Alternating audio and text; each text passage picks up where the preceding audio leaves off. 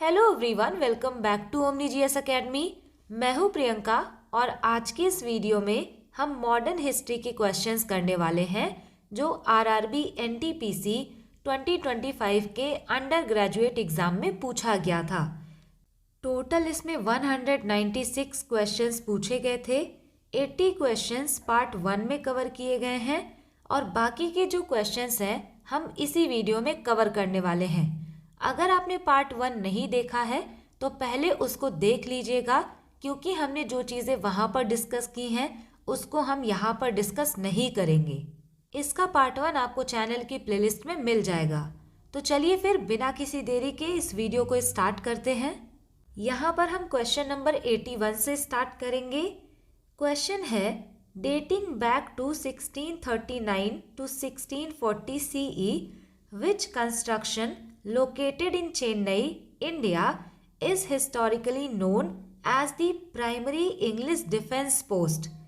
Question में आपसे पूछा गया है 1639 से 1640 ईस्वी पूर्व का चेन्नई भारत में स्थित कौन सा निर्माण ऐतिहासिक रूप से प्राथमिक अंग्रेजी रक्षा चौकी के रूप में जाना जाता था। तो राइट आंसर यहाँ पे है option A, fort Saint George. इसको आप ध्यान रखेंगे, चेन्नई में लोकेटेड था।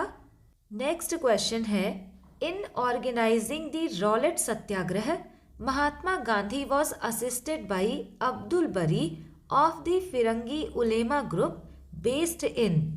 यहाँ पर आपसे पूछा गया है रॉलेट सत्याग्रह के आयोजन में महात्मा गांधी को फिरंगी उलेमा समूह के अब्दुल बारी ने सहायता की थी, ये कहाँ स्थित था। तो राइट आंसर यहाँ पर हो जाएगा ऑप्शन बी, ये लखनऊ में स्थित था। Next question, which one of the acts is known as the first step towards constitutional development in India. संवैधानिक विकास की दिशा में पहला कदम किस अधिनियम को माना जाता है। तो राइट आंसर यहाँ पर हो जाएगा ऑप्शन डी, रेगुलेटिंग एक्ट 1773 को।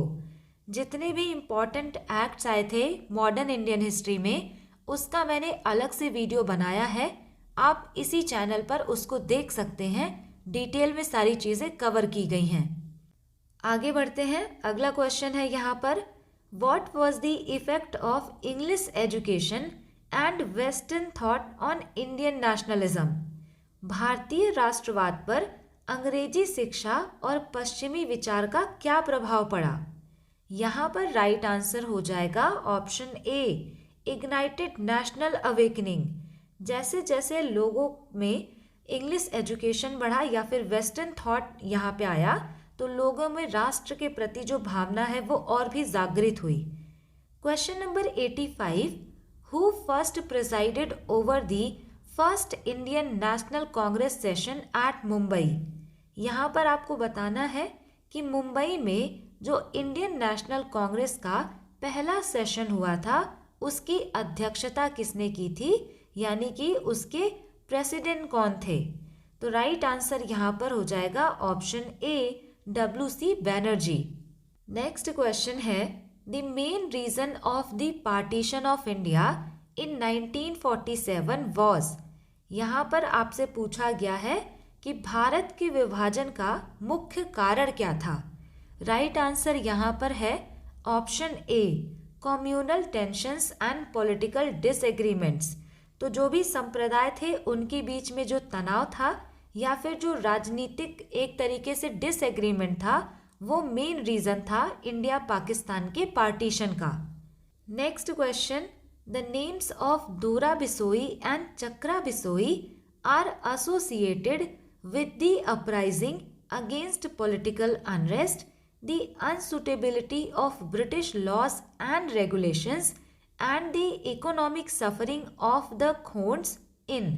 यहाँ पर पूछा गया है कि दोरा बिसोई एंड चक्रा बिसोई नाम के राजनीतिक अशांति, ब्रिटिश कानूनों और विनियमों की अनुपयुक्तता और खोंडों के आर्थिक कष्टों के खिलाफ में किस जगह के विद्रोह से जुड़े हुए हैं। यानी कि आपसे पर्टिकुलरली खोन रिबिलियन के बारे में पूछा गया है, ये कहाँ पर हुआ था। राइट आंसर यहाँ पर हो जाएगा ऑप्शन सी, ये घुमसूर उड़ीसा में हुआ था। अगला क्वेश्चन है, in which of the following years Curzon pass the Indian universities act imposing strict control over Indian universities. तो यहाँ पर आपसे पूछा गया है कि किस ईयर में कर्जन ने इंडियन यूनिवर्सिटी एक्ट को पास किया था जिससे कि इंडियन यूनिवर्सिटीज़ पे स्ट्रिक्ट कंट्रोल किया जा सके। ये क्वेश्चन हमने पार्ट 1 में भी किया है। राइट आंसर यहाँ पे हो जाएगा ऑप्शन बी, 1904 में। तो आपसे यहाँ पर कर्जन का नाम भी पूछा जा सकता है, ध्यान रखिएगा। अगला question, which philosophical work did Ram Mohan Roy write in 1803 analyzing world religious through reason and social relevance. Raja Ram Mohan Roy ने 1803 में कौन सा दार्शनिक कार्य लिखा था जिसमें तर्क और सामाजिक प्रासंगिकता के माध्यम से विश्व धर्मों का विश्लेषण किया गया था। राइट आंसर यहाँ पे हो जाएगा ऑप्शन सी, इन्होंने लिखा था तुहफत उल मुवाहिद्दीन। यहाँ पे ही वर्ल्ड के जो रिलीजन हैं उनको इन्होंने एनालाइज किया था, 1803 में लिखा गया था। तो क्वेश्चन में भी इंफॉर्मेशन होता है। Question number 90, Bal Gangadhar Tilak gave which popular slogan to arouse nationalist sentiments among the Indians. तो यहाँ पे राष्ट्रवाद की भावना जगाने के लिए बाल गंगाधर तिलक जी ने कौन सा प्रसिद्ध नारा दिया था। राइट आंसर यहाँ पर है option C, Swaraj is my birth right and I shall have it. ये इन्होंने ही दिया था। Question number 91, the partition of Bengal 1905 was justified by the British on the grounds of. 1905 का जो बंगाल विभाजन था इसको अंग्रेजों के द्वारा किसके आधार पर उचित ठहराया गया था। राइट आंसर यहाँ पर हो जाएगा ऑप्शन बी, एडमिनिस्ट्रेटिव कन्वीनियंस। यानी कि इनका मानना था कि इसका विभाजन करके हम प्रशासन अच्छे तरीके से चलाएंगे, तो ये इनके साइड से रीज़न दिया गया था। Question number 92, which of the following is a tribal revolt led by the leader Birsa from Ranchi, which began as a religious movement and later turned to fight against the colonial land settlements, money lenders and forest contractors। यहाँ पे आप इस keyword को देखकर भी इसका answer mark कर सकते हैं। क्वेश्चन में पूछा गया है, कौन सा रांची के नेता बिरसा के नेतृत्व में एक आदिवासी विद्रोह है जो कि धार्मिक आंदोलन के रूप में शुरू हुआ, बाद में ये कॉलोनियल लैंड सेटलमेंट के अगेंस्ट लड़ा गया। तो राइट आंसर यहाँ पर हो जाएगा ऑप्शन सी, मुंडा अपराइजिंग की बात यहाँ पर की जा रही है। Next question, what percentage of India's population lived mostly in villages during the British colonial rule. British औपनिवेशिक शासन के दौरान भारत की कितनी प्रतिशत जनसंख्या ज़्यादातर गांवों में रहती थी, इसका आपको परसेंटेज बताना है। राइट आंसर यहाँ पे हो जाएगा ऑप्शन डी, अबाउट 85% लोग गांवों में रहते थे। अगला यहाँ पे है 70 to 75% people during the colonial period were engaged in. यानी कि जब ब्रिटिशर्स का रूल यहाँ पे था तो 70 से 75% लोग किस में लगे हुए थे। तो ये तो इजी है, ऑप्शन ए, एग्रीकल्चरल एक्टिविटीज़ में लगे हुए थे। Question number 95, which of the following was an uprising led by traditional land militia foot soldiers in Odisha. इनमें से कौन सा ओडिशा में पारंपरिक जमींदार मिलिशिया यानी कि पैदल सैनिकों के नेतृत्व में एक विद्रोह था। राइट आंसर यहाँ पे हो जाएगा पैका रिबिलियन। यहाँ से आपको ये भी ध्यान में रखना है, अगर आपसे पूछा जाए कि पैका रिबिलियन किस ईयर में हुआ तो ये हुआ था 1817 में। अगर आपसे पूछा जाए कि इसको किसके द्वारा लीड किया गया था तो वो हो जाएंगे बख्शी जगबंधु। तो लीडर्स का नाम भी इम्पॉर्टेंट हो जाता है, इसको भी आपको याद रखना होगा। अगला क्वेश्चन है, which trio of leaders is famously associated with the rise of extremist ideology in Indian nationalism. भारतीय राष्ट्रवाद में चरमपंथी विचारधारा के उदय से प्रसिद्ध रूप से जुड़े नेताओं की तिकड़ी यानी कि ट्रायो कौन सी है? तो राइट आंसर यहाँ पर हो जाएगा ऑप्शन सी, लाल बाल और पाल, जिनका फुल नेम है लाला लाजपत राय, बाल गंगाधर तिलक और विपिन चंद्र पाल। तो इनका नाम जुड़ा है एक्सट्रीमिस्ट आइडियोलॉजी से। इनका मानना था कि अगर इंडिपेंडेंस चाहिए, पूर्ण स्वराज चाहिए, तो इसके लिए पिटीशन डालने से काम नहीं चलेगा, प्रोटेस्ट करने होंगे, रिवोल्ट करना होगा, तब जाके यहाँ पे सारी चीज़ें होंगी। Question number 97, Pitt's India act of 1784 established which of the following bodies? Pitt's India act 1784 के द्वारा इनमें से किसकी स्थापना की गई थी या फिर किसको बनाया गया था? तो यहाँ पर राइट आंसर हो जाएगा option B, board of control को बनाया गया था। ये चीज़ यहाँ से बहुत इम्पॉर्टेंट है, आपको याद रखना होगा कि बोर्ड ऑफ कंट्रोल जो था ये 6 मेंबर बॉडी था जो कि क्राउन के द्वारा अपॉइंट किया जाता था और ये कंपनी के पॉलिटिकल एंड मिलिट्री मैटर्स को देखते थे। कोर्ट ऑफ डायरेक्टर्स भी यहाँ पर हुआ करता था, ये कंपनी के कॉमर्शियल अफेयर को मैनेज करते थे, लेकिन अब ये भी बोर्ड ऑफ कंट्रोल के सुपरविजन में रहेंगे। ऐसा किया गया था पिट्स इंडिया एक्ट 1784 के द्वारा। एग्जाम में अगर पूछा जाए कि कॉमर्शियल अफेयर्स कौन मैनेज करता था, तो वो हो जाएगा court of directors. Political and military matters देखा जाता था बोर्ड ऑफ कंट्रोल के द्वारा।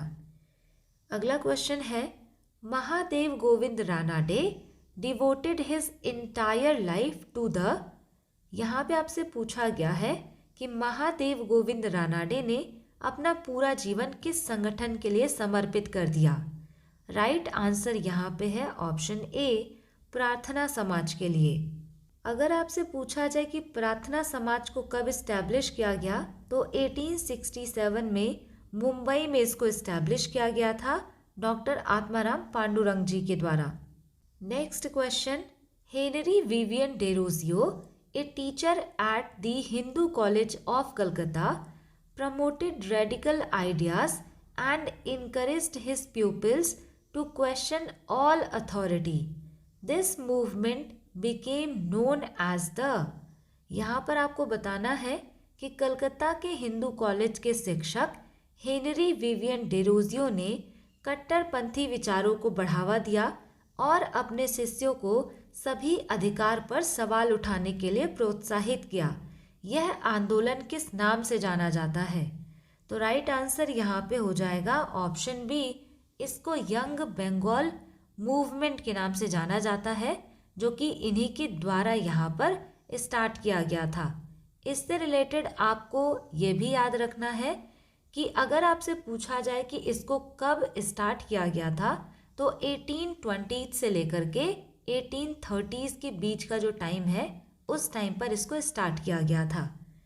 Question number 100, the atomic energy establishment established at Trombay in 1954 was later renamed as।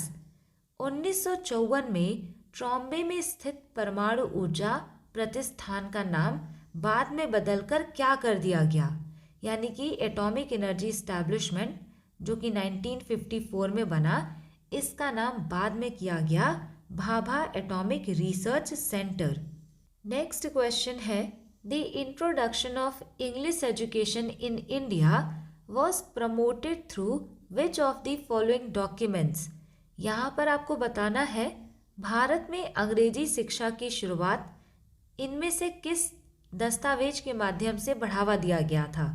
Right answer यहाँ पर हो जाएगा ऑप्शन ए, मैकुलेस मिनट। अगला question, when were Bahadur Shah Zafar and his wife Begum Zeenat Mahal sent to prison in Rangoon. यहाँ पर आपसे पूछा गया है कि बहादुर शाह जफर और उनकी पत्नी बेगम जीनत महल को रंगून जेल कब भेजा गया था? राइट आंसर यहाँ पर है ऑप्शन ए, अक्टूबर 1858 में भेजा गया था। यहाँ से आप ये भी ध्यान में रखेंगे कि बहादुर शाह जफर की डेथ हुई थी 1862 में। अलग से ये क्वेश्चन एग्जाम में पूछा गया है। अगला क्वेश्चन है, which British policy promoted English education to create a loyal class serving British interest?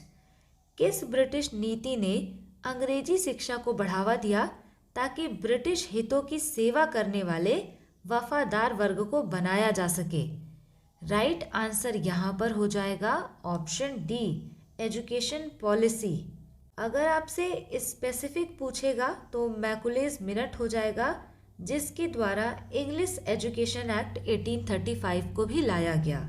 Next question, who among the following had given the idea to mobilise all the leading Indian political leaders under a common platform called the Indian National Congress? तो ये question हमने part 1 में भी किया है। Same question 2 बार पूछा गया है। राइट आंसर हो जाएगा A.O. ह्यूम। अगला क्वेश्चन है, what was the main motive of British colonial rule in India? भारत में ब्रिटिश औपनिवेशिक शासन का मुख्य उद्देश्य क्या था? राइट आंसर है option D, economic exploitation of India, यानी कि आर्थिक रूप से भारत का यहाँ पे एक्सप्लॉयटेशन किया जाए, ये इनका मेन मोटिव था। अगला क्वेश्चन है, which of the following statements regarding the Ryotwari system is correct? तो यहाँ पे रेतवारी सेटलमेंट के बारे में करेक्ट स्टेटमेंट को सेलेक्ट करना है। पहला स्टेटमेंट है, it was developed by Thomas Munro. इसको थॉमस मुनरो के द्वारा डेवलप किया गया। दूसरा यहाँ पे स्टेटमेंट है, the settlement was made directly with the cultivators not zamindars, यानी ये जो रेतवारी सेटलमेंट था ये डायरेक्टली कल्टीवेटर से किया जाता था, ज़मींदार से नहीं। तीसरा point, it was tested on A small scale in the annexed territories of Tipu. तो ये रेतवारी सिस्टम को बहुत ही छोटे लेवल पे जो एरियाज टीपू सुल्तान से एनेक्स किए गए थे उन पर टेस्ट किया गया था। फोर्थ स्टेटमेंट है, finding it successful it was then applied in the Ganga plains. यहाँ पर कह रहे हैं कि जब ये रेतवारी सेटलमेंट काफ़ी सफल हुआ तो इसको बाद में गंगा प्लेन्स में भी अप्लाई किया गया। राइट आंसर की अगर हम यहाँ पर बात करें तो ये हो जाएगा ऑप्शन ए। यहाँ पर 1 and 2 and 3 ओनली करेक्ट। अगर आपसे पूछा जाए कि ये जो रेतवारी सेटलमेंट था ये किस ईयर में लाया गया, तो 1820 में थॉमस मुनरो के द्वारा, और यहाँ पे जो भी सेटलमेंट कलेक्ट करना था वो डायरेक्ट कल्टीवेटर से होता था, ज़मींदार से नहीं। सबसे पहले इसको छोटे लेवल पे टेस्ट किया गया था और यहाँ पे कह रहे कि गंगा प्लेन में भी अप्लाई किया गया, तो ये वाला गलत हो जाएगा। राइट आंसर है ऑप्शन ए 1, 2 and 3 ओनली। अगला क्वेश्चन है यहाँ पर, Pondicherry was captured by the Dutch in 1693 but was return to the French company by the treaty of Ryswick in. यहाँ पर आपको बताना है कि पौंडीचेरी को 1693 में डचों के द्वारा कैप्चर कर लिया गया था, लेकिन ट्रीटी ऑफ राइजविक के अंतर्गत इसको फ्रेंच कंपनी को किस ईयर में वापस किया गया? राइट आंसर यहाँ पर हो जाएगा ऑप्शन सी, 1699 में इसको रिटर्न कर दिया गया था। यहाँ से आप इसको याद रखेंगे। अगला क्वेश्चन है, the introduction of English education in India was promoted through which of the following documents? Bharat में अंग्रेजी शिक्षा की शुरुआत को निम्नलिखित में से किस दस्तावेज के माध्यम से बढ़ावा दिया गया? तो यहाँ पर राइट आंसर हो जाएगा ऑप्शन सी, मैकुलेस मिनट के द्वारा। यहाँ पर मैकुलेस मिनट और वुड्स डिस्पैच दोनों ऑप्शन में दिया गया है और दोनों ही इंग्लिश एजुकेशन से रिलेटेड हैं, लेकिन यहाँ पे आपको ध्यान रखना है कि जब भी आपसे पूछा जाए कि किससे इंग्लिश एजुकेशन की शुरुआत हुई या इंट्रोडक्शन हुआ, तो आप मैकुलेस मिनट आंसर मार्क करेंगे, क्योंकि ये इनिशियल पुश था। इसी के द्वारा इंग्लिश एजुकेशन एक्ट 1835 को भी लाया गया था। अगला क्वेश्चन है, in which year was the first metro line in India between Esplanade and Bhawanipur in Kolkata inaugurated, marking the beginning of metro rail services in the country। यहाँ पर ये पूछा गया है, भारत में पहली मेट्रो लाइन कोलकाता में एस्प्लेनेड और भवानीपुर के बीच में किस वर्ष उद्घाटित की गई थी? तो राइट आंसर यहाँ पर हो जाएगा ऑप्शन ए 1984 में। यहाँ से आप लोकेशन भी ध्यान में रखिएगा, कई बार एग्जाम में पूछ लिया जाता है। Next question, Lala Lajpat Rai, Indian revolutionary, politician and author, was also recognized by which of the following title? Lala Lajpat Rai भारतीय क्रांतिकारी, राजनेता और लेखक को इनमें से किस उपाधि से पहचाना जाता है? तो राइट आंसर यहाँ पर हो जाएगा ऑप्शन ए पंजाब केसरी। ये भी कई बार एग्जाम में पूछा हुआ है। यहाँ से आप ये भी ध्यान रखेंगे, साइमन कमीशन के विरोध में जब ये प्रोटेस्ट कर रहे थे तो उस टाइम पर लाठी चार्ज होने की वजह से 1928 में इनकी डेथ हो जाती है। अगला क्वेश्चन है, the brothers Sidhu and Kanhu were the leaders of which of the following tribal uprising? यहाँ पर आपको ये बताना है कि दो भाई सिद्धू और कान्हू ये किस आदिवासी विद्रोह के नेता थे? तो यहाँ पर राइट आंसर है ऑप्शन डी सांथाल रिबेलियन के, और ये हुआ था 1855 से 56 के बीच में। अगर आपसे पूछा जाए कि सांथाल रिबेलियन किसके टाइम पर हुआ था, तो ये डलहौजी के टाइम पर हुआ था, राजमहल हिल्स झारखंड में। अगर आपसे पूछा जाए किसने लीड किया, तो सिद्धू मांझी पूरा नाम हो जाएगा, सिद्धू मांझी और कान्हू मांझी ने इसको लीड किया था। अगला क्वेश्चन है, In which of the following years was the first thermal power plant of the Calcutta Electric Supply Corporation Limited commissioned? यहाँ पर आपको बताना है कि किस ईयर में Calcutta electric supply corporation limited का पहला थर्मल पावर प्लांट लगा था। तो राइट आंसर यहाँ पर हो जाएगा ऑप्शन बी 1899 में। नेक्स्ट क्वेश्चन देखते हैं, This revolutionary freedom fighter co-founded Hindustan Socialist Republican Association in 1928 along with Batukeshwar Dutt. He threw a bomb in the Central Legislative Assembly in 1929. He was tried and executed at the age of 23 along with revolutionaries Sukhdev Thapar and Shivaram Rajguru. The freedom fighter is. यहाँ पर आपसे एक freedom fighter का नाम पूछा गया है और उनसे रिलेटेड इंफॉर्मेशन दी गई है, इसी से आपको गेस करना है।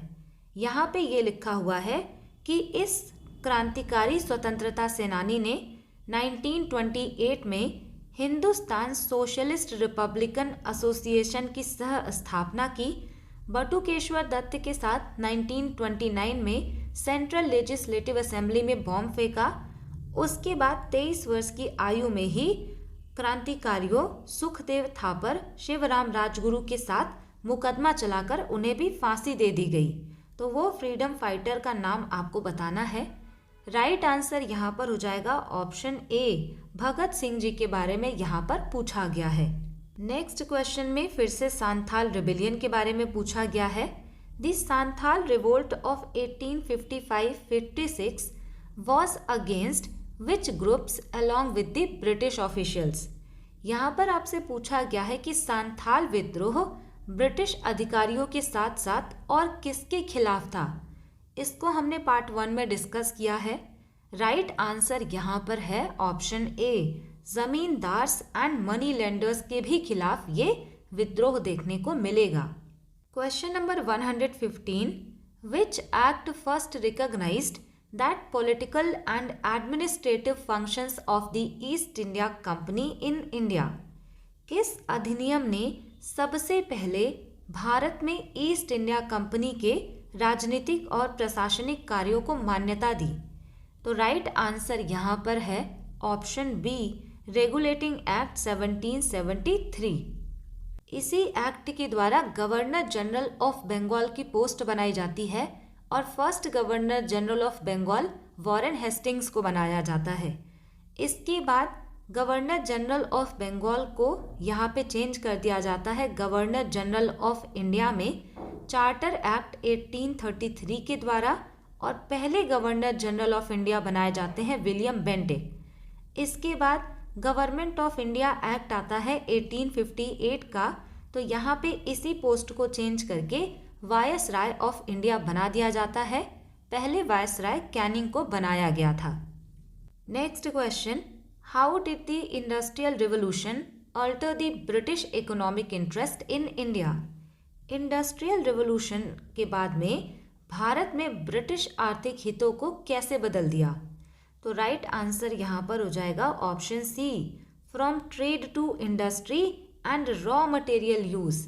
जब इंडस्ट्रियल रिवॉल्यूशन आया, मशीनों का यूज़ हुआ और उससे चीप गुड्स बनाए जाने लगे, तो इंडिया को जो है रॉ मटेरियल का सप्लायर बना दिया गया और यहाँ की जो हैंडीक्राफ्ट इंडस्ट्रीज थी वो भी बहुत ज़्यादा डिक्लाइन कर गई।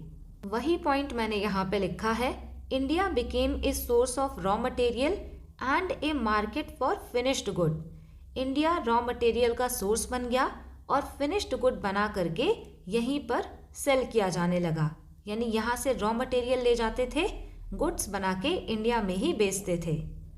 नेक्स्ट क्वेश्चन जो है इसको हमने पार्ट 1 में कवर किया है। इसका आंसर आप मुझे कमेंट सेक्शन में करेंगे। Swaraj is my birth right and I shall have it, ये स्लोगन किसके द्वारा दिया गया था? हम यहाँ पर बात करेंगे क्वेश्चन नंबर 118 की।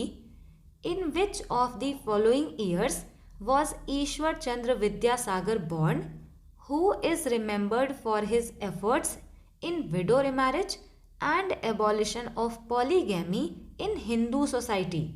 यहाँ पर आपको बताना है कि ईश्वर चंद्र विद्यासागर का जन्म किस वर्ष में हुआ था। उनको याद किया जाता है विधवा पुनर्विवाह और बहुविवाह के उन्मूलन के प्रयास के लिए। तो राइट आंसर यहाँ पर है ऑप्शन डी, 1820 में इनका जन्म हुआ था। अगला क्वेश्चन है, which leader founded the servants of India society to train Indians for national service and political awareness? ये क्वेश्चन भी पार्ट 1 में था। सर्वेंट्स ऑफ इंडिया सोसाइटी की स्थापना किसने की थी और इसका ऑब्जेक्टिव था कि भारतीयों को राष्ट्रीय सेवा और राजनीतिक जागरूकता के लिए प्रशिक्षित करना। तो राइट आंसर है यहाँ पर ऑप्शन डी, गोपाल कृष्ण गोखले के द्वारा इसको स्थापित किया गया था। ईयर अगर आपसे पूछा जाएगा तो ये हो जाएगा 1905। Question number 120, colonial policies led to the commercialization of agriculture. Which of the following crops was encouraged for export during British rule? औपनिवेशिक नीतियों के कारण कृषि का व्यावसायीकरण हुआ। ब्रिटिश शासन के दौरान निर्यात के लिए इनमें से कौन सी फसल को प्रोत्साहित किया गया? तो राइट आंसर है यहाँ पर ऑप्शन ए, इंडिगो के कल्टीवेशन को यहाँ पर कंपलसरी कर दिया गया था और इस टाइम पर कल्टीवेटर्स को फोर्स किया जाता था कि वो कैश क्रॉप्स को ही ग्रो करें। अगला क्वेश्चन है, after a 100 year of conquest and administration the English East India company faced a massive uprising that took place in. विजय और प्रशासन के 100 साल बाद ईस्ट इंडिया कंपनी को एक बड़े विद्रोह का सामना करना पड़ा। ये कब हुआ था? राइट आंसर यहाँ पर हो जाएगा ऑप्शन ए, 1857 का रिवोल्ट हुआ था, जो कि काफ़ी बड़ा रिवोल्ट आप मान सकते हैं। नेक्स्ट क्वेश्चन है, Andhra Pradesh was formed in 1953 by separating Telugu speaking areas from which of the following states?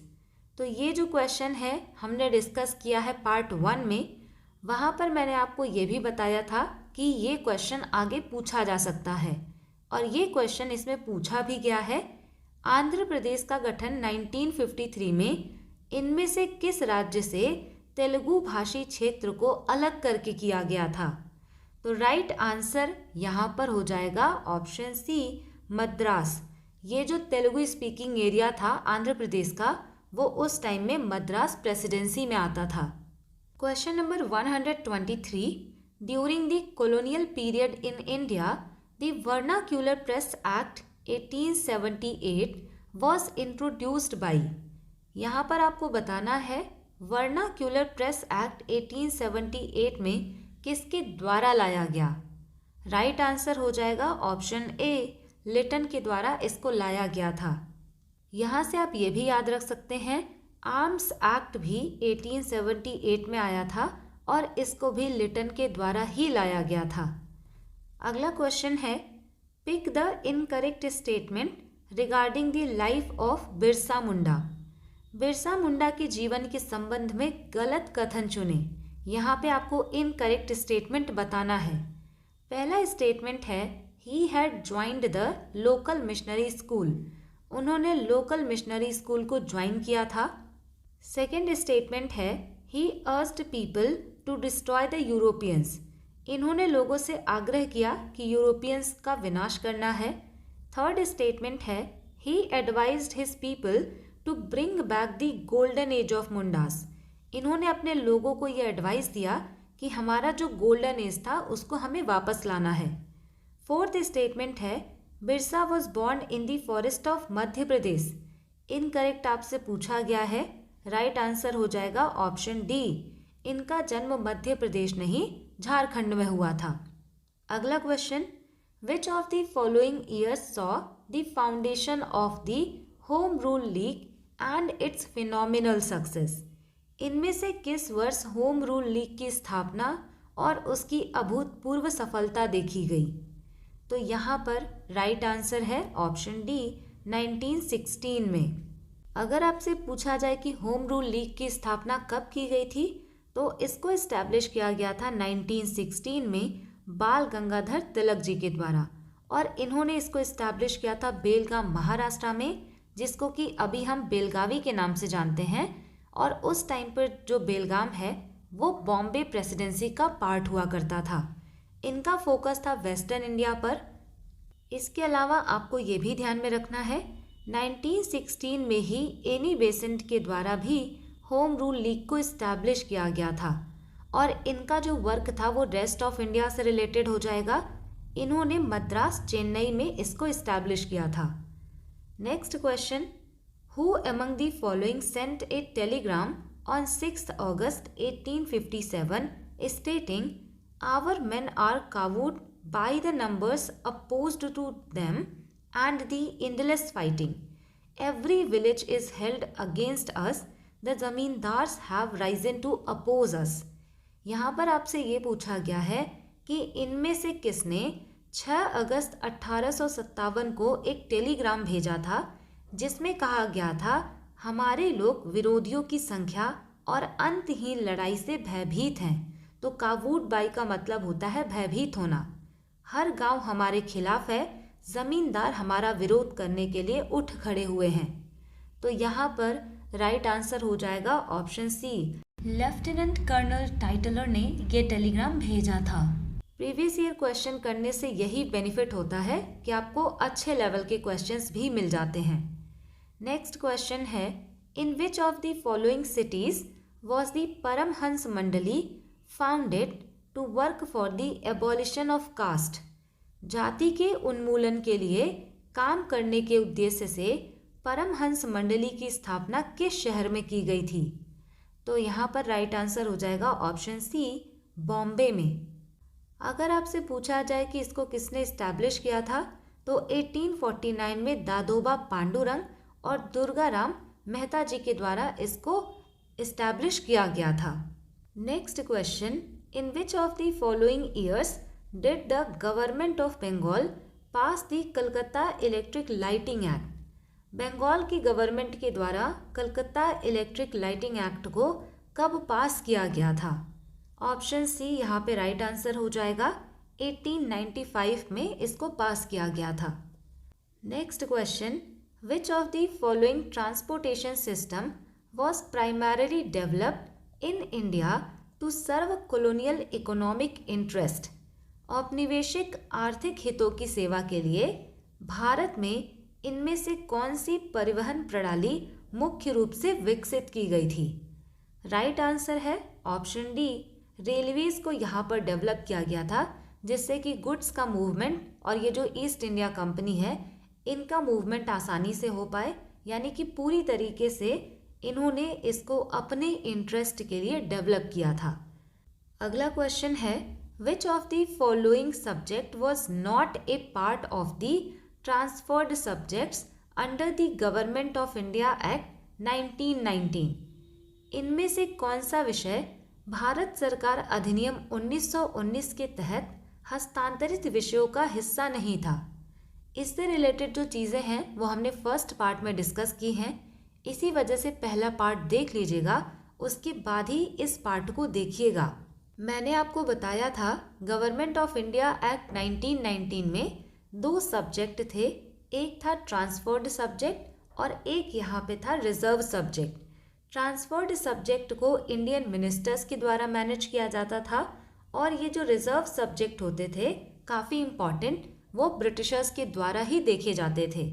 तो यहाँ पर आपको बताना है इनमें से कौन सा ट्रांसफर्ड सब्जेक्ट नहीं था। राइट आंसर यहाँ पे हो जाएगा ऑप्शन डी, पुलिस जो है वो ट्रांसफर्ड सब्जेक्ट नहीं था। कौन कौन से ट्रांसफर्ड सब्जेक्ट थे? Local self government, health, education and agriculture. Finance अगर आपसे पूछा जाए तो ये भी रिजर्व्ड सब्जेक्ट हुआ करता था, ईस्ट इंडिया कंपनी के लोगों द्वारा ही इसको मैनेज किया जाता था। आगे बढ़ते हैं। In the context of British plantations in India what does the term bigha refer to? यहाँ पर आपसे पूछा गया है कि भारत में ब्रिटिश बागानों के संदर्भ में बीघा शब्द का क्या तात्पर्य है? राइट आंसर है यहाँ पर option D, a unit of measurement of land. Bigha जो है ये लैंड को मेज़र करने की यूनिट होती है और ये प्लेसेस टू प्लेसेस वेरी करती है। अगला question, who among the following passed an act in 1898 making it offence to provoke people against the British rulers? इनमें से किसने 1898 में एक अधिनियम पारित किया जिनमें ब्रिटिश शासकों के खिलाफ लोगों को उकसाना एक अपराध बना दिया गया? तो राइट आंसर है यहाँ पर ऑप्शन सी, कर्जन ने 1898 का एक्ट पास किया था। अगला question, who among the following strongly criticised British education for being too western and too disconnected from Indian realities? इनमें से किसने ब्रिटिश शिक्षा की कड़ी आलोचना की थी और वह बहुत अधिक पश्चिमी है और भारतीय वास्तविकताओं से कटी हुई है, ऐसा कहा था? राइट आंसर यहाँ पर हो जाएगा ऑप्शन बी, रविन्द्रनाथ टैगोर जी ने। यहाँ पे आपको ये भी ध्यान रखना है, यही चीज़ रिलेटेड हो जाएगी महात्मा गांधी से भी। यहाँ पर ऑप्शन में रविन्द्रनाथ टैगोर जी का नाम दिया गया है, तो यही राइट आंसर होगा। अगला क्वेश्चन है, which organization was established in 1817 to promote western education among Indians? भारतीयों के बीच पश्चिमी शिक्षा को बढ़ावा देने के लिए 1817 में किस संगठन की स्थापना की गई थी? राइट आंसर है ऑप्शन डी, हिंदू कॉलेज को इस्टेब्लिश किया गया था। इसको अभी हम प्रेसिडेंसी यूनिवर्सिटी के नाम से जानते हैं, जो कि कोलकाता में है। अब कई बार हिंदू कॉलेज पूछा जाता है तो कन्फ्यूज़न आती है, इसी वजह से जो भी हिंदू कॉलेज इस्टेब्लिश हुए थे उनको हम एक साथ पढ़ेंगे। अगर आपसे पूछा जाए कि बनारस में 1791 में हिंदू कॉलेज को किसने इस्टेब्लिश किया, तो वो हो जाएंगे जोनाथन डंकन। ये एक संस्कृत कॉलेज था। अगर आपसे पूछा जाए कि कलकत्ता का हिंदू कॉलेज किसने इस्टेब्लिश किया 1817 में, तो राजा राम मोहन रॉय जी के द्वारा इसको किया गया था। यहाँ पर वेस्टर्न एजुकेशन जो है इंडियंस के लिए इंट्रोड्यूस किया गया। सेंट्रल हिंदू कॉलेज 1898 में एनी बेसेंट के द्वारा इस्टेब्लिश किया गया था, लेकिन बाद में ये मर्ज हो जाता है और यही बनता है बनारस हिंदू यूनिवर्सिटी 1916 में। तो ये चीज़ें आपको यहाँ से ध्यान में रखनी है। आगे बढ़ते हैं। He was a militant nationalist who believed that only way to India's freedom is through mass protest, especially by the youth. For this purpose, he began celebrating local festivals like Ganesh Chaturthi and Shivaji Jayanti on a grand scale, urging the youth to join in. He was also the editor of Kesari, a Marathi newspaper, which became one of the strongest critiques of British rule. The leader in question is, तो इस question का answer आप Kesari newspaper देखकर ही कर सकते हैं। यहाँ पर आपसे पूछा गया है कि ये एक उग्र राष्ट्रवादी थे। इनका मानना था कि अगर इंडिया को इंडिपेंडेंस चाहिए तो वो खासकर युवाओं के द्वारा विरोध से ही पाई जा सकती है। इसके लिए उन्होंने गणेश चतुर्थी और शिवाजी जयंती को बड़े स्केल पे मनाना स्टार्ट किया और इनका रिक्वेस्ट था कि जो यूथ हैं, युवा हैं, उसके ये ज्वाइन करें। ये केसरी न्यूज़पेपर के एडिटर भी थे और ब्रिटिश रूल को बहुत ज़्यादा क्रिटिसाइज भी करते थे। तो लीडर का नाम आपको बताना है। राइट आंसर यहाँ पे हो जाएगा option B, Bal Gangadhar Tilak. Next question. Raja Ram Mohan Roy was an active social reformer who spoke greatly for the problems faced by women. He was an inseparable agent who brought down the social evil of sati. The Reform Association founded by him was. यहाँ पर आपसे कहा गया है राजा राम मोहन रॉय एक सक्रिय समाज सुधारक थे। इन्होंने महिलाओं के द्वारा सामना की जाने वाली समस्याओं के लिए बहुत बात की। ये एक अविभाज्य एजेंट थे जिन्होंने सती जैसी सामाजिक बुराइयों को खत्म किया।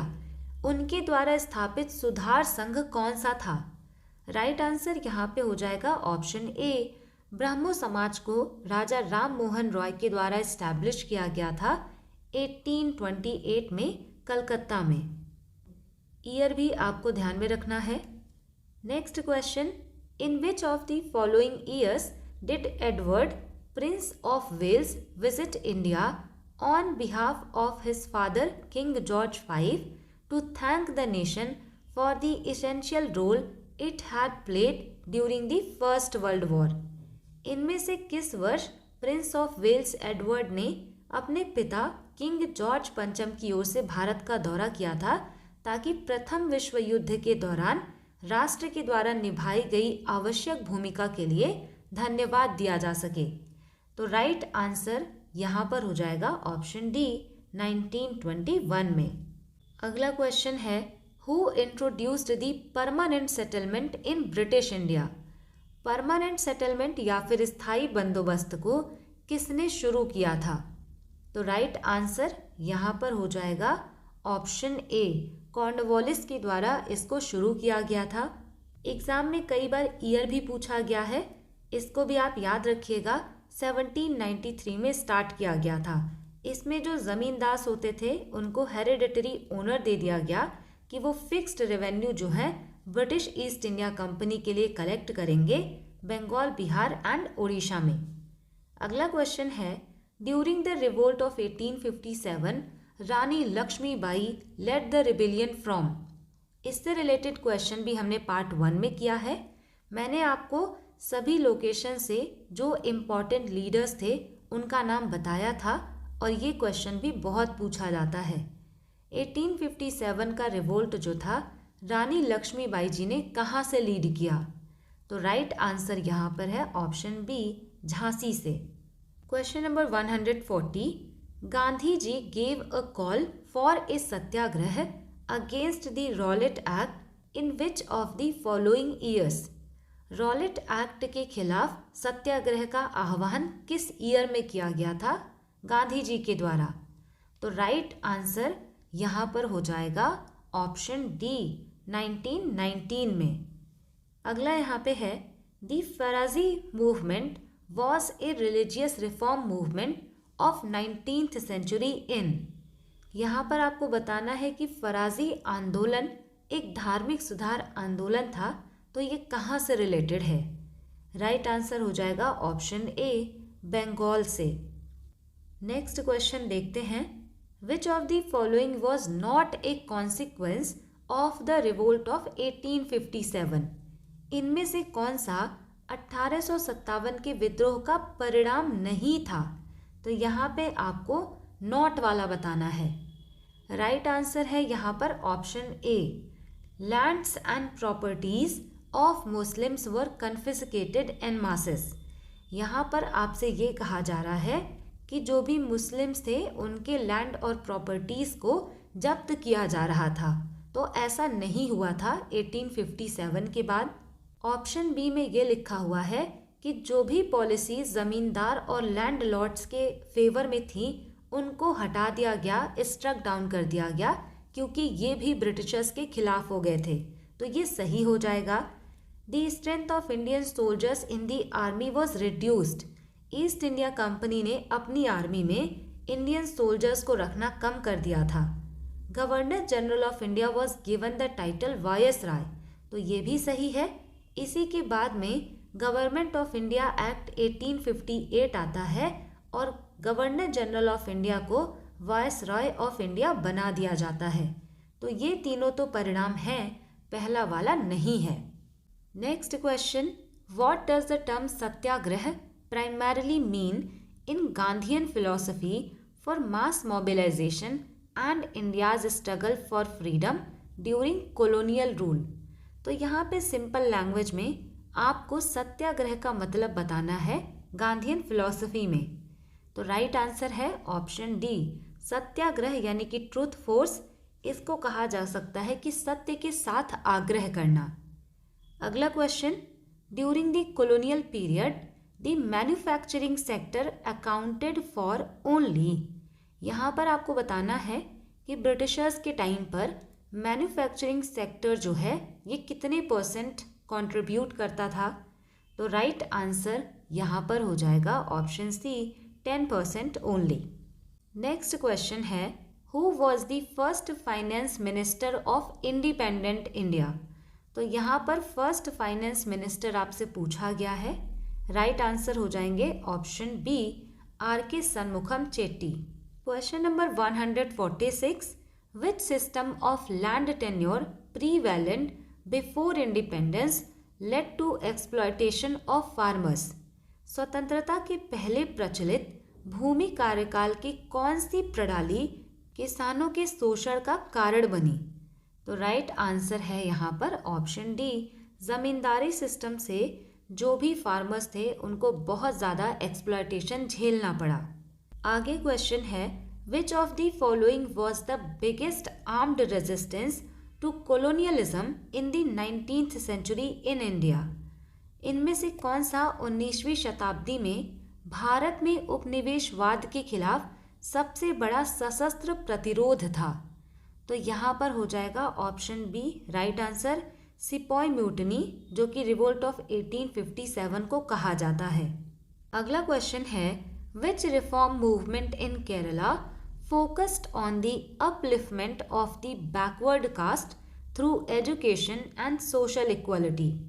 केरल में किस सुधार आंदोलन ने शिक्षा और सामाजिक समानता के माध्यम से पिछड़ी जातियों के उत्थान पर ध्यान केंद्रित किया? तो राइट आंसर यहाँ पर हो जाएगा ऑप्शन ए, SNDP सभा, श्री नारायण धर्म परिपालन योगम इसको कहा जाता है।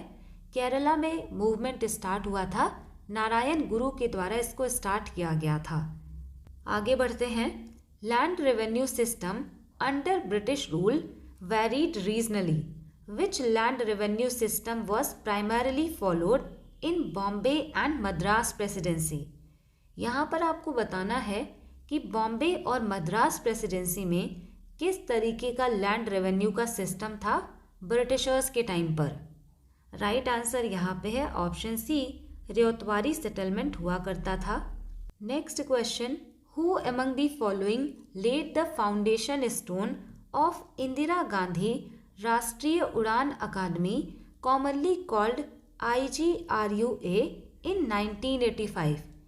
इनमें से 1985 में इंदिरा गांधी राष्ट्रीय उड़ान अकादमी की आधारशिला किसने रखी थी? तो राइट आंसर यहाँ पर हो जाएगा ऑप्शन ए, राजीव गांधी के द्वारा रखा गया 1985 में। ईयर भी याद रखिएगा। अगला question, colonial economic policies created a skewed distribution of income and wealth in Indian society. Which of the following is a key indicator of income inequality in colonial India? Question में पूछा गया है, औपनिवेशिक आर्थिक नीतियों ने भारतीय समाज में आय और धन का एक विषम वितरण बनाया। इनके टाइम में आय की असमानता का एक प्रमुख संकेतक इनमें से कौन सा है? तो राइट आंसर यहाँ पर हो जाएगा option C, unequal land ownership. Britishers के टाइम पे जो लैंड ओनरशिप का पैटर्न था वो बहुत ही अनइक्वल था, जिससे कि पता चलता है कि उस टाइम पर भी इनकम और वेल्थ का डिस्ट्रीब्यूशन इक्वल नहीं था। नेक्स्ट क्वेश्चन है, what was the ultimate promise made by Bhagirath Manjhi to the Santhals if they followed his teachings? अगर सांथाल उनके उपदेश का पालन करते तो भगीरथ मांझी ने उनसे क्या अंतिम वादा किया था? तो राइट आंसर यहाँ पर है option A, restoration of tribal kingdom. यानी कि ये जो भगीरथ मांझी हैं, इन्होंने सांथाल से प्रॉमिस किया था कि अगर आप मेरे उपदेशों का पालन करेंगे तो हम ट्राइबल किंगडम्स को वापस से रीस्टोर करेंगे। Question number 153, where was the headquarter of the home rule league founded by the Bal Gangadhar Tilak located? तो यहाँ पर आपको बताना है कि बाल गंगाधर तिलक जी के द्वारा जो होम रूल लीग बनाया गया उसका हेडक्वार्टर कहाँ पर लोकेटेड था? राइट आंसर है option A, Pune. Next question, the partition of Bengal officially came into force in the year? Bengal का विभाजन आधिकारिक तौर पर किस वर्ष लागू हुआ? राइट आंसर हो जाएगा ऑप्शन बी, 1905 में पार्टीशन किया गया था कर्जन के द्वारा और उसी ईयर में लागू हुआ। अगला क्वेश्चन देखते हैं, this freedom fighter proclaimed himself the Peshwa during the revolt of 1857 and gathered armed forces and expelled the British garrison from the city. He was adopted son of the late Peshwa Baji Rao. The leader in question is. तो अगर आपने part 1 देखा है तो मैंने आपको ये चीज़ बताया था। यहाँ पर आपको ये बताना है कि 1857 के टाइम पर किसने खुद को पेशवा घोषित किया और सशस्त्र बलों को इकट्ठा किया और शहर से ब्रिटिश गैरिसन को बाहर निकाल दिया। ये दिवंगत पेशवा बाजीराव के दत्तक पुत्र यानी कि एडॉप्टेड सन थे। इनका नाम क्या था? राइट आंसर हो जाएगा ऑप्शन सी, नाना साहेब। अगला question, which of the following names is associated with the Farazi movement? तो किसने इसको स्टार्ट किया था ये आप मुझे कमेंट में बताएंगे, क्योंकि ये भी हमने पढ़ा हुआ है। इसका आपको आंसर करना है। अगला क्वेश्चन है, the commercialisation of agriculture under the British transformed the rural economy. What did commercialisation of agriculture in British India lead to? अंग्रेजों के अधीन कृषि के व्यवसायीकरण ने ग्रामीण अर्थव्यवस्था को बदल दिया। ब्रिटिश भारत में कृषि के व्यवसायीकरण का क्या परिणाम हुआ? राइट आंसर यहाँ पर हो जाएगा option A, increased production of cash crops. मैंने आपको इसी क्लास में बताया कि ब्रिटिशर्स के टाइम पर कल्टीवेटर्स को फोर्स किया गया कि वो कैश क्रॉप्स को ज़्यादा से ज़्यादा प्रोड्यूस करें। तो जब ये एग्रीकल्चर का कॉमर्शियलाइजेशन कर देंगे, इसका मतलब है कि कैश क्रॉप्स का प्रोडक्शन इंक्रीज करना पड़ेगा। तो यही इसका परिणाम हुआ। Next question, which law allowed intercaste and interreligious marriages during the British period in India? Bharat में ब्रिटिश काल के दौरान किस कानून ने अंतर जातीय और अंतर धार्मिक विवाह की अनुमति दी?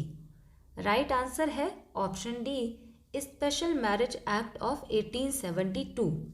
इसको officially native marriage act of 1872 के नाम से भी जाना जाता था। ये पॉइंट भी आपको याद रखना है। अगला question, who was the chief architect behind the integration of over 560 princely states into the Indian Union। 560 से भी अधिक रियासतों को भारतीय संघ में एकीकृत करने के पीछे मुख्य वास्तुकार कौन थे, यानी कि इसके पीछे किसने काम किया। राइट आंसर यहाँ पर हो जाएगा ऑप्शन ए, सरदार वल्लभ भाई पटेल। इनको आयरन मैन ऑफ इंडिया के नाम से भी जाना जाता है। Next question, which tribal revolt in 1831 to 32 was led by Budhu Bhagat and targeted exploitative landlords and British official। 1831-32 में कौन सा आदिवासी विद्रोह बुद्धो भगत के द्वारा नेतृत्व किया गया, जिसका लक्ष्य शोषक जमींदारों और ब्रिटिश अधिकारियों को निशाना बनाना था। तो राइट आंसर यहाँ पर हो जाएगा ऑप्शन बी, कोल रिबिलियन। कोल रिवोल्ट जो है 1831 और 32 के टाइम पर हुआ, इसके लीडर थे बुद्धो भगत। अगला क्वेश्चन है, the infamous Jallianwala Bagh massacre occurred when Gandhi called all the Indians to observe 6 April 1919 as a day of non-violent protest against which of the following colonial policies। कुख्यात जलियांवाला बाग नरसंहार तब हुआ था जब गांधी जी ने सभी भारतीयों को 6 अप्रैल 1919 को इनमें से किस औपनिवेशिक नीति के खिलाफ अहिंसक विरोध दिवस रूप में मनाने को आह्वान किया था। तो राइट आंसर यहाँ पर हो जाएगा ऑप्शन डी, रॉलेट एक्ट के प्रोटेस्ट की वजह से इनको यहाँ पर इकट्ठा किया गया था और ये जो इनफेमस जलियांवाला बाग मैसेकर है वो यहाँ पर होता है। Question number 162, which of the following leaders is associated with the concept of drain of wealth theory. धन के निष्कासन के सिद्धांत की अवधारणा से कौन जुड़े हुए हैं। राइट आंसर हो जाएगा Dadabhai Naoroji. Next question, when was the mines act enacted in India. भारत में खान अधिनियम कब अधिनियमित किया गया। तो यहाँ पर राइट आंसर है ऑप्शन डी, 1952 में। पहला माइन एक्ट जो है वो 1901 में आया। करंट में अगर मेजर माइन एक्ट की बात करेंगे तो वो 1952 का हो जाएगा। अगला क्वेश्चन है, what was Gandhi's view about the relation between means and ends in Satyagraha. Satyagraha में साधन और साध्य यानी कि मीन्स एंड एंड्स के संबंध में गांधी जी का क्या विचार था। राइट आंसर यहाँ पर है option C, pure ends require pure means. ये एक एथिकल प्रिंसिपल है। इसका मतलब ये होता है कि अगर आपको कोई अच्छी चीज़ चाहिए यानी कि गुड ऑब्जेक्टिव है तो ये आपको तभी मिलेगा जब आप मोरली गुड मेथड्स को अपनाते हैं। अगर हम सिंपल लैंग्वेज में इसकी बात करें तो प्योर एंड्स का मतलब होता है गुड ऑब्जेक्टिव। जैसे कि अगर आपको एक जॉब चाहिए तो ये गुड ऑब्जेक्टिव है, उसके लिए आपको प्योर मीन्स यानी गुड मेथड अपनाना होगा, हार्डवर्क करना होगा, तो ये होता है प्योर एंड्स और pure means. Next question, the Kherwar movement was led by which charismatic leader. Kherwar आंदोलन का नेतृत्व किस करिश्माई नेता ने किया था।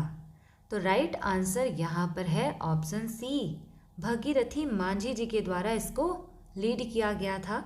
अब यहाँ से आपको ये भी याद रखना है कि खेरवार मूवमेंट को सफा होर मूवमेंट के नाम से भी जानते हैं, जो कि 1870s के टाइम पर एक सोशियो रिलीजियस यानी कि सामाजिक धार्मिक रिफॉर्म मूवमेंट था, जो कि झारखंड के सांथाल ट्राइब्स में हुआ था।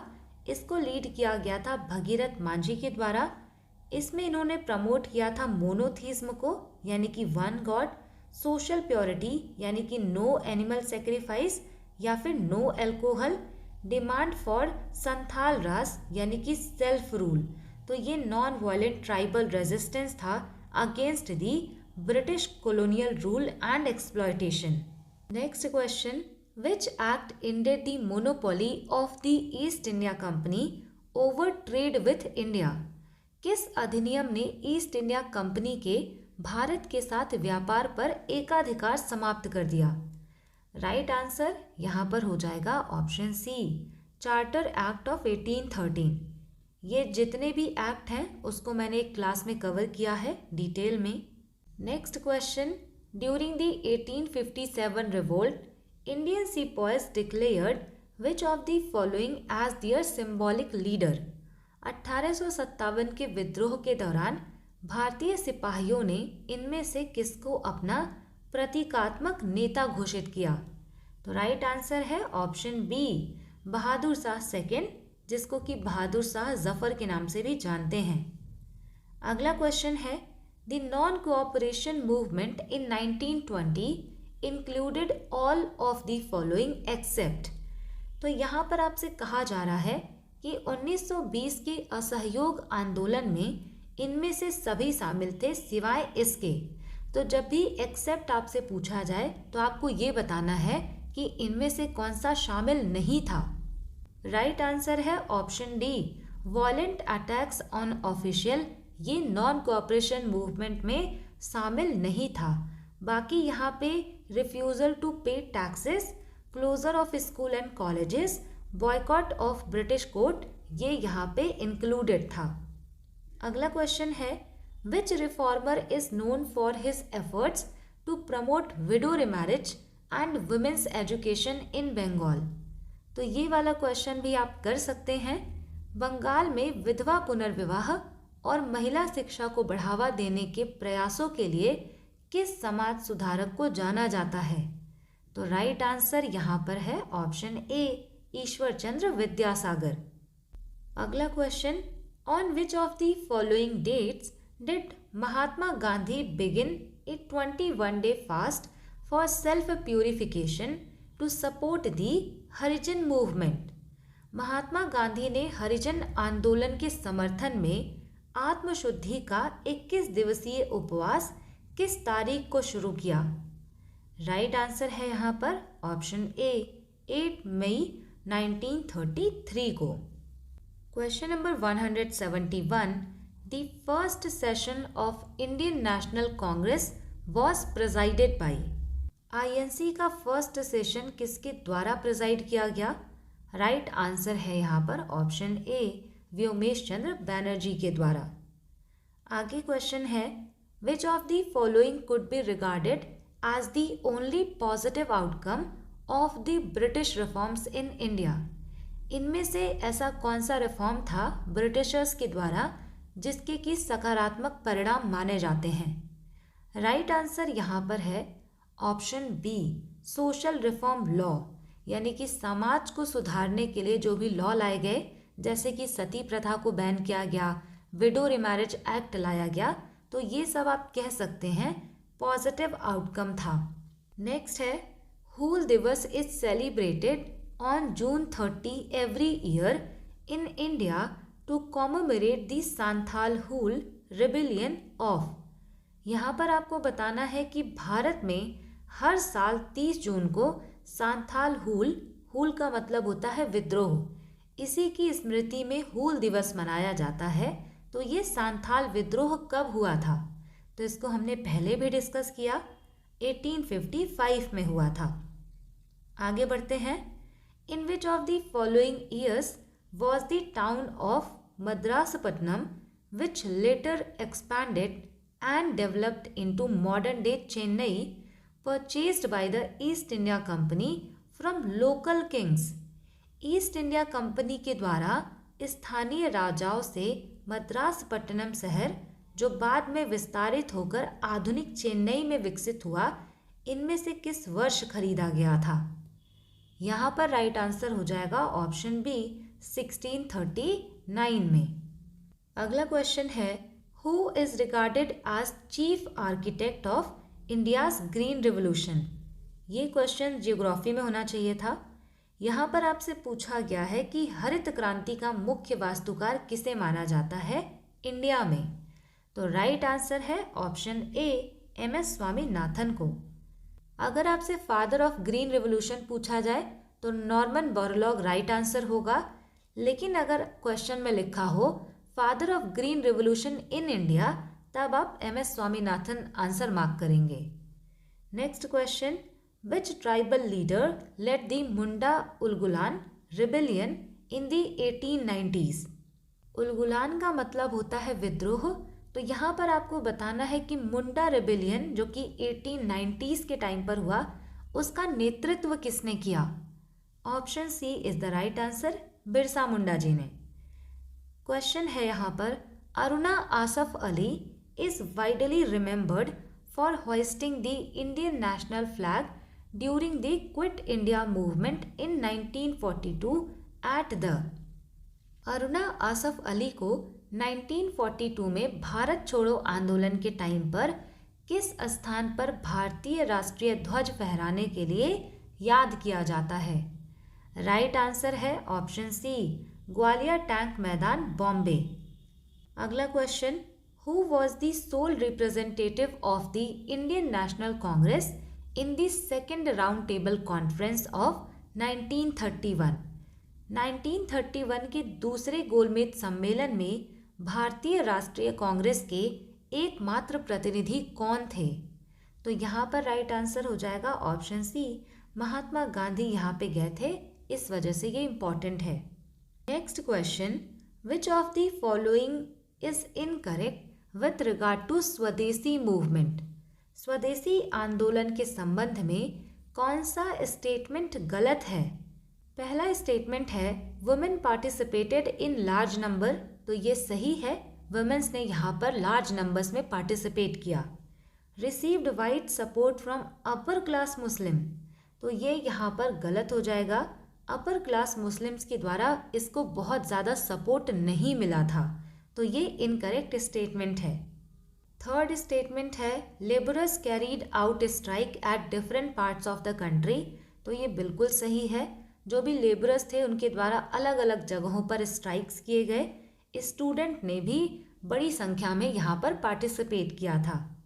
अगला क्वेश्चन है, which of the following is not a reform suggested by Birsa Munda to the Munda tribal community during the Munda rebellion?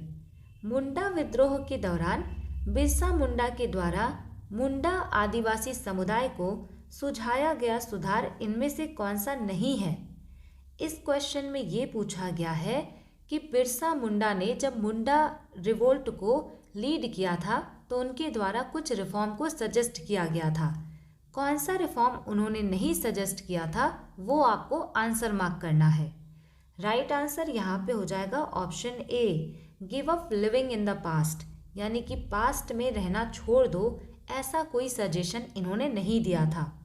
कौन कौन से सजेशन दिए थे?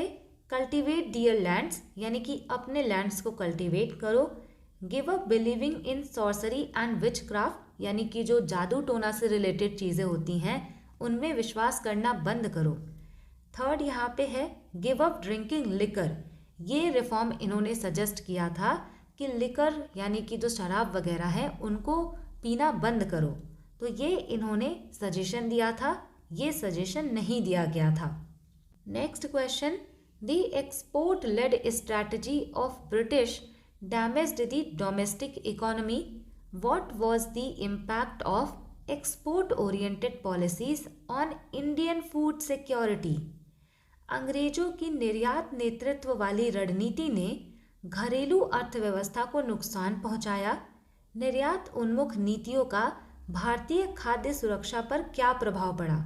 यानी कि इन्होंने एक्सपोर्ट से रिलेटेड जो पॉलिसीज़ बनाई उसका इंडियन फूड सिक्योरिटी पे कैसा इम्पैक्ट था? राइट आंसर है ऑप्शन डी, जब चीज़ें यहाँ पर एक्सपोर्ट करेंगे तो फूड के शॉर्टेजेस और फेमाइंस देखने को मिलेंगे। नेक्स्ट क्वेश्चन है, which of the following acts abolished the diarchy at provincial level during the colonial period in India? Colonial period के टाइम पर प्रोविंशियल लेवल पे जो डायरकी थी उसको कब समाप्त किया गया? राइट आंसर है option D, government of India act 1935। इसके द्वारा प्रोविंशियल लेवल का जो डायरकी है उसको एंड किया गया और डायरकी को सेंटर में इंट्रोड्यूस किया गया था। अगला क्वेश्चन है, what was the key electoral innovation introduced in 1909 act? 1909 के अधिनियम में पेश किया गया प्रमुख चुनावी नवाचार क्या था? यहाँ पर राइट आंसर है ऑप्शन ए, सेपरेट इलेक्टोरेट दिया गया था 1909 के एक्ट के द्वारा। 1909 में मॉर्ले मिंटो रिफॉर्म आया था और उसी के द्वारा सेपरेट इलेक्टोरेट दिया गया था मुस्लिम्स को। Next question, which major reform was aimed at redistributing land to the landless after independence. यहाँ पर आपको बताना है कि स्वतंत्रता के बाद में जिनके पास लैंड नहीं था उनको फिर से लैंड देने के उद्देश्य से कौन सा सुधार किया गया। तो राइट आंसर यहाँ पर हो जाएगा option D, land ceiling act लाया गया और इसमें ये फिक्स कर दिया गया कि मैक्सिमम कितना लैंड किसी एक पर्सन के पास हो सकता है। जिसके पास भी बहुत ज़्यादा लैंड था उनसे वो लैंड ले करके बाकी लोगों में डिस्ट्रीब्यूट कर दिया गया। तो ये रिफॉर्म अपनाया गया था इंडिपेंडेंस के बाद। अगला क्वेश्चन है, the office of governor general was renamed after 1858 as. 1858 के बाद में गवर्नर जनरल के कार्यालय का नाम बदलकर क्या कर दिया गया। तो वायसराय ऑफ इंडिया कर दिया गया था। नेक्स्ट क्वेश्चन है, what was the main objective of the Pitt's India act of 1784 passed by the British parliament. तो पिट्स इंडिया एक्ट का आपको मेन ऑब्जेक्टिव बताना है। Option C is the right answer. इसके द्वारा डुअल गवर्नमेंट को यहाँ पर इस्टेब्लिश किया गया था, जिसको हमने पार्ट 1 में पढ़ा है। इसको आप डुअल गवर्नमेंट या फिर डुअल कंट्रोल भी कह सकते हैं, क्योंकि इसी के द्वारा जो ईस्ट इंडिया कंपनी है उसके कॉमर्शियल और पॉलिटिकल रोल्स को अलग अलग कर दिया गया था। कॉमर्शियल जो भी एक्टिविटीज़ थी वो ईस्ट इंडिया कंपनी के द्वारा देखी जाती थी और ब्रिटिश गवर्नमेंट के द्वारा बोर्ड ऑफ कंट्रोल बनाया गया था, जो कि ईस्ट इंडिया कंपनी के पॉलिटिकल और एडमिनिस्ट्रेटिव अफेयर्स को देखता था। तो आप इसको डुअल कंट्रोल भी कह सकते हैं। नेक्स्ट क्वेश्चन, विच मूवमेंट मार्क्ड महात्मा Gandhi's entry into all India politics. किस आंदोलन ने महात्मा गांधी के अखिल भारतीय राजनीति में प्रवेश को चिन्हित किया। राइट आंसर है यहाँ पर option D, Khilafat and non cooperation movement. अगला क्वेश्चन है, Pazhassi Raja was a freedom fighter from the state of modern day. यहाँ पर आपको बताना है कि पझासी राजा आधुनिक समय के किस राज्य के स्वतंत्रता सेनानी थे। राइट आंसर है यहाँ पर ऑप्शन बी, केरला के। अगला क्वेश्चन है, which policy was adopted by the British in the post 1857 revolt in India due to distrust of Hindu Muslim unity. Hindu Muslim एकता के अविश्वास के कारण 1857 के विद्रोह के बाद अंग्रेजों द्वारा भारत में कौन सी नीति अपनाई गई। तो ये तो फेमस है डिवाइड एंड रूल के लिए, यानी कि फूट डालो और राज करो। इस पॉलिसी को इनके द्वारा अपनाया गया। अगला क्वेश्चन है, which foreign ruler invaded India in 1739 leading to the massacre of Delhi and further weakening the Mughal empire. ये मिडिवल हिस्ट्री का क्वेश्चन है। यहाँ पर पूछा गया है कि किस विदेशी शासक ने 1739 में भारत पर आक्रमण किया, जिससे दिल्ली में नरसंहार हुआ और मुगल साम्राज्य कमज़ोर हो गया। तो राइट आंसर है यहाँ पर ऑप्शन डी, नादिर शाह। इसने जब दिल्ली पर अटैक किया था उसके बाद पीकॉक थ्रोन को भी ये अपने साथ ले गया था। Next question, which of the following events led to the division of Indian National Congress into moderates and extremist in 1907। इस घटना के कारण 1907 में भारतीय राष्ट्रीय कांग्रेस का विभाजन उदारवादी और चरमपंथियों में हो गया। राइट आंसर है ऑप्शन ए। ये डिवीज़न सूरत सेशन में हुआ 1907 में। यहाँ से आपको ध्यान रखना है कि मॉडरेट्स और एक्सट्रीमिस्ट जो थे ये फिर से रीयूनाइट होते हैं लखनऊ सेशन में 1916 में, और इस सेशन के प्रेसिडेंट थे अंबिका चरण मजूमदार। नेक्स्ट क्वेश्चन है, this freedom fighter did not share Gandhi's ideal of ahimsa and satyagraha in 1941 he left his Calcutta home to Singapore via Germany and raised the Indian National Army. The leader in question is. यहाँ पर आप Indian national army देख करके ही answer mark कर सकते हैं। Question में ये कहा गया है कि यह स्वतंत्रता सेनानी गांधी के अहिंसा और सत्याग्रह के आदर्श को साझा नहीं करते थे। 1941 में उन्होंने जर्मनी के रास्ते सिंगापुर जाने के लिए अपना कलकत्ता घर छोड़ दिया और भारतीय राष्ट्रीय सेना खड़ी की। प्रश्न में किसके बारे में बात की गई है? राइट आंसर हो जाएगा ऑप्शन बी, सुभाष चंद्र बोस की बात यहाँ पर हुई है। इस क्लास में 4 क्वेश्चंस और हैं।